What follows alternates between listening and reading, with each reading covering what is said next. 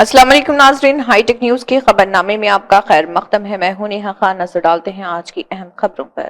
गिरफ्तार मुलजिमान के पास से 2 मुल्की साख्ता पिस्तौल गैर कानूनी तौर पर रखने और लंगर हाउस पीएस के हदूद में कत्ल की साजिश के ज़िमन में एक प्रेस मीट मुनक्किद की गई।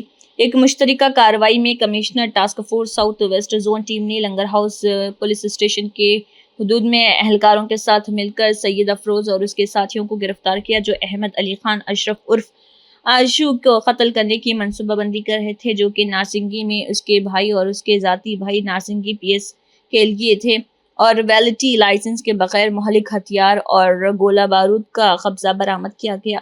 बादशाह इस मौके पर मुलजिम सईद अफरोज और अशरफ आशू पीएस नारसिंगी के एक राउडी शीटर हैं, उन्हें गिरफ्तार कर लिया गया और इस ज़िमन में पुलिस ने तफसीलात भी बताई है। Good afternoon everybody.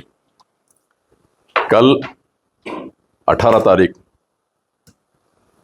4 अप्रैल अप्रैल के महीने में 18 तारीख को 4:30 पे एसआई राघेंद्र स्वामी लंगर हाउस पीएस के एसआई को इन्फॉर्मेशन आया कि अफरोज और उसके एसोसिएट्स वो लोग अशरफ बोल के एक नारसिंगी के राउडी शूटर है, उसको मारने की कॉन्स्पिरेसी कर रहे बोल के हमारी इत्तला आई। वो इत्तला आने पर वो इत्तला एसीपी गोलकुंडा सैयद फयाज साहब के पास इंफॉर्मेशन दिया गया और basing on that Syed Fayaz साहब ऑल्सो उस पर proceeding 165 proceeding search proceeding issue करे और immediately task force additional DCP अंधेर श्रीनिवास साहब की मदद लेकर एक जॉइंट ऑपरेशन करते हुए लंगर हाउस पुलिस स्टेशन के स्टाफ और टास्क फोर्स के स्टाफ, उनके इंस्पेक्टर बाला स्वामी के लीडरशिप में पहले फर्स्ट टाइम ऑल्सो पेंशनपुरा में A1 अफरोज को और A2 फिरदौस को दोनों को अरेस्ट किया गया उनके घर से, और उनके पास से एक पिस्टल और 2 राउंड्स बरामद किए गए। उसके बाद में उनको इंट्रोगेशन करने पर ये पता चला कि ये अपना खादरबाग में और 3 लोग हैं जिसका नाम सैयद इम्तियाज़ अली, मोहम्मद शाह ओवैस और मोहम्मद अरबाज है। इमीडिएटली ये टीम्स वहाँ पर जाके चेक करे तो एक कॉलिस गाड़ी में ये तीनों मिले और उनके पास से उनके पोजीशन से एक पिस्टल और 3 राउंड्स मिले हैं पुलिस को। ये इनका मेन ऑब्जेक्टिव ऑल्सो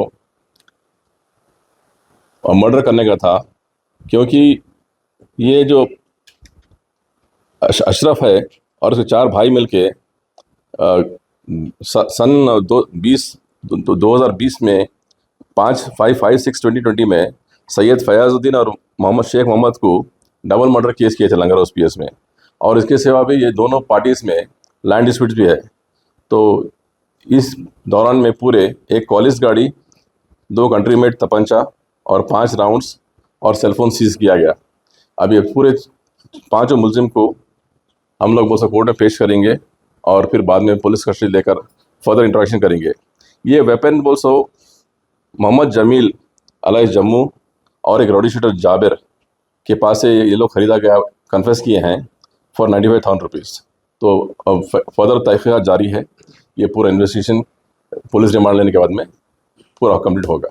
अशोक क्या इसमें इन्वॉल्व है 2020 में और लैंड डिस्प्यूट्स में, लैंड इश्यूज में एक्टिवली पार्टिसिपेट करता। तो रिसेंटली एक रेन बाजार लिमिट्स में एक मर्डर हुआ था। मसीहुद्दीन बल के राउडी शीटर है, उन्होंने फलकनुमा का राउडी शीटर है। वो फलकनुमा में उनका मकान है, मगर उनका रिश्तेदारों के घरों में डबीरपुरे में ज़्यादा फिरता, उनका एक्टिविटीज़ भी ज़्यादा डबीरपुरे में है। तो उनको तकरीबन 1 साल से मैं जब चार्ज लिया, जब से उनको बुला के काउंसलिंग कर रहे हैं। कोई भी हमारे नोटिस में आया हर केस में उनको बुक करे।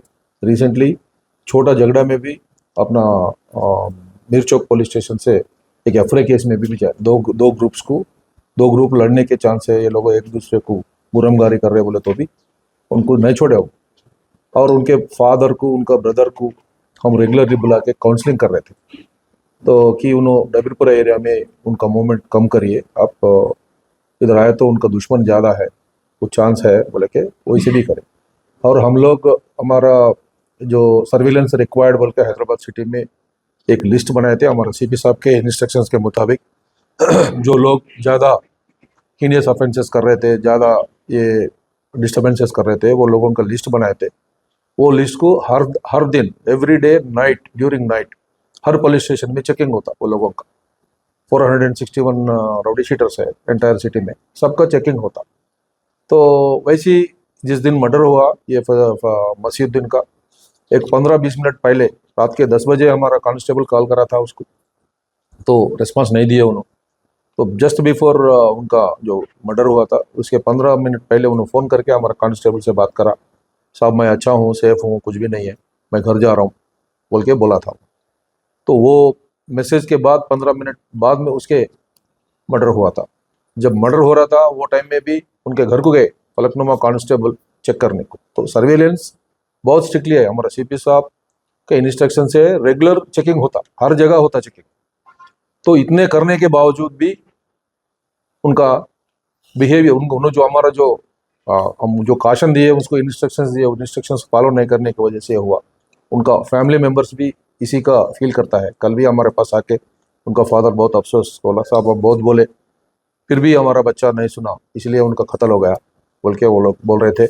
तो हम आपके जरिए हमारा मैसेज क्या है, तो जो एंटी सोशल एलिमेंट्स उनका एक्टिविटीज़ बंद करे, अच्छा जीवन चलाए वो लोग, वो सबके साथ वो लोग धंधा करके कुछ बिजनेस करके अपना काम कर लेके जी लिया तो अच्छा है फैमिली के साथ। ये हमेशा चलने का नहीं है। हैदराबाद सिटी के बारे में सबको मालूम है, कोई भी कैसे किसी ऑफेंडर को भी हम लोग नहीं छोड़ते, पीछे करते, उसका एक्टिविटीज़ बंद करते, उसको कानून के तहत उसको सज़ा दिलाने की कोशिश करते। तो मसीह की एक्टिविटी बोले तो सबको डराना करना, पैसे वसूल करना। तो 6-7 महीने से बहुत कम था उनका एक्टिविटीज़। और सोशल मीडिया में बहुत एक्टिव था उन्होंने। सोशल मीडिया में उनके जो रील्स बनाना वो भी ख़त्म हो गया उसका।